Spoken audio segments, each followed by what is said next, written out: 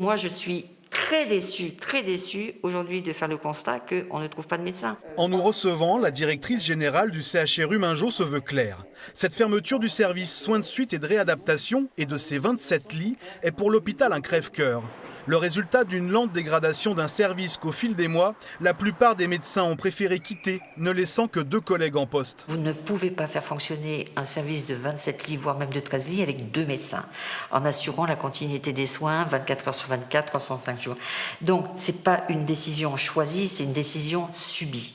Les soins de suite et de réadaptation dans le monde médical, c'est l'accueil des patients sortis d'opérations lourdes mais ayant encore besoin de soins avant de rentrer chez eux. C'est donc un service important qui permet de réguler l'activité dans un hôpital et notamment de libérer des lits aux urgences.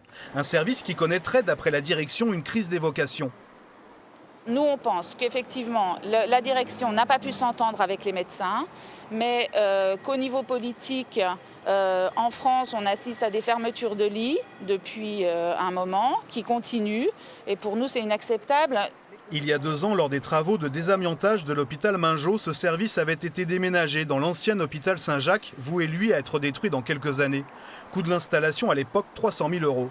L'argument de la direction, c'est donc de dire qu'elle n'aurait pas investi cette somme pour fermer ce service 2 ans plus tard.